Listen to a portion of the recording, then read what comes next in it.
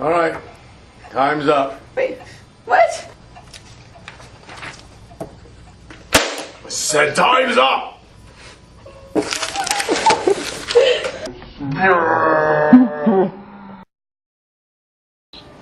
The SAT.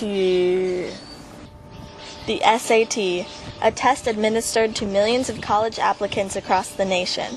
Although many feel the SAT is an accurate measure of students' ability, some believe that it is inherently biased and flawed as a whole. During World War I, the first mass-administered IQ test, called the Army Alpha, was used to test the intelligence of recruits.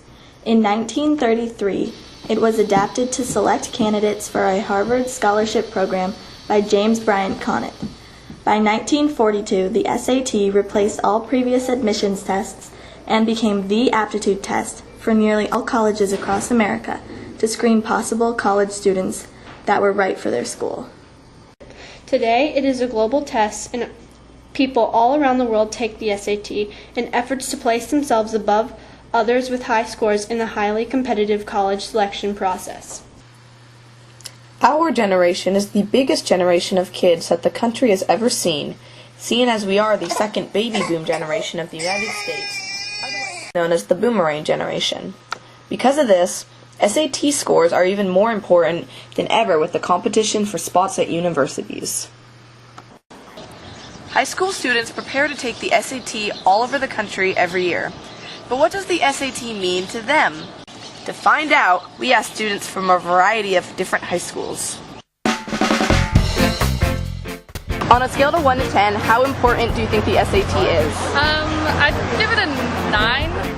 I'd say a good 8. 8.5. 9.5. Like a 3 or 4. On an average, how much have you studied for the SAT? I didn't study at all. About 40 minutes on a track bus. All year. Most of the English and math was basically based on the SAT stuff. I studied like that night, the night before it, and then the day of it. So not that much, but it's something easy. Took a prep class and then I studied on my own. Have you been stressed out over the SAT? Not at all. Not until the day of. The day of, I kind of freaked out. I was like, snap, I'm not prepared. Not overly stressed, but I was a little nervous about it. Yes, I am. Definitely. Yes, all year. I was waiting to get it over with. These statistics demonstrate the point differences across the board between various ethnicities on the different sections of the test. Whites and Asians have outscored other races on the math portions. In fact, whites outscore all of the other races on the English and writing sections of the test. These trends, in the minds of some, prove that College Board has purposefully set up the SAT in the favor of white Americans. Even back when the SAT was first created and solely used for the purposes of Harvard admissions, there were accounts of racial bias. Then, and still now for some parts, much emphasis is put on sports, extracurriculars, personality, leadership, character, and such, as opposed to more specific intellectual criteria. Many people are still hesitant to believe that the SATs are not geared towards whites. But another factor that comes into play is economics. Lower income schools do not have the same resources or tools of education as higher income schools. In this case, the differences in SATs between races is not necessarily caused by flaws or biases of the SAT, but simply the difference in accessibility to knowledge. The makers of the SAT claim that it is an accurate depiction of a person's ability. Here, if someone was not exposed to knowledge, technically, their ability would be less strong than those who were exposed to it.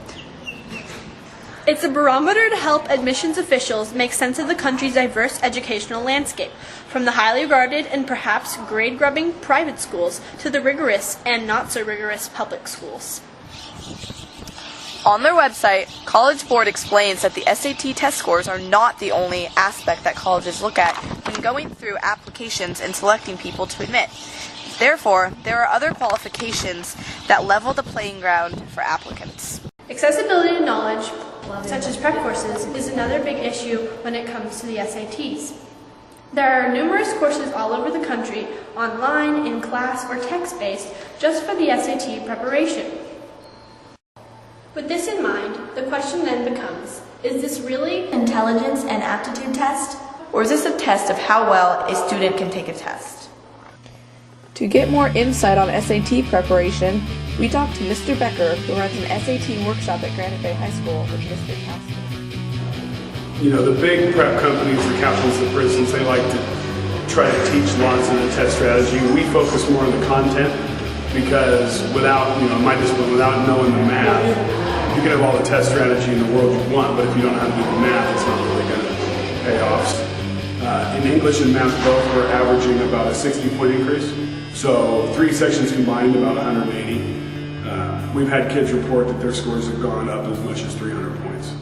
I took a private kind of tutoring thing where you go in and they teach you stuff to prepare you for the SAT over a course of like a month. And it improved my scores by, I want to say, 300 points from the practice test that I started taking to my actual SAT score. So it helps a lot, and I'm still hoping to improve more. The SAT mainly focuses on reading, mathematics, and writing. It does not test a student's ability in science, foreign language, art, or history. This is why College Board offers subject tests. One important thing to consider is the fact that there are often tricks and patterns scattered all throughout the SAT, such as one that Gracyk points out in its packet, How to Attack the SAT Like a Natural Test Taker, about the timed essay portion of the test. When you plan your answer, you don't have to worry about being politically correct or trying not to offend your reader. There is no need to worry that you might say the wrong thing. The essay graders only look at how well you develop your essay. In essence, the SAT in this section, as in many others, doesn't grade you on what you know about the topic, but how much you know about the test. It is a test that's given nationwide, so it gives them an idea of how students are doing on a regular basis. I think it gives them an idea of how a student will, whether or not they will succeed in college in terms of their ability to study and prepare for college. Again, colleges will take your highest score, so preparation. You know, don't wait till the last minute because then that adds more stress. People have the opportunity to retake the SAT more than once in order to get their scores into the ranges that they want. Regardless of your view on the SAT, this test is not going away anytime soon. It is the most widely used college admissions test across the country and across the world. For most students looking to go on to a 4-year college or university immediately after high school, taking the SAT is an inevitable fate. So good luck to all of you out there. Happy studying! My mom hands me this SAT book. Says get studying. I said, Mom, what I look like? A scholar? I'm not a part of your system. I took it, I threw it on the ground.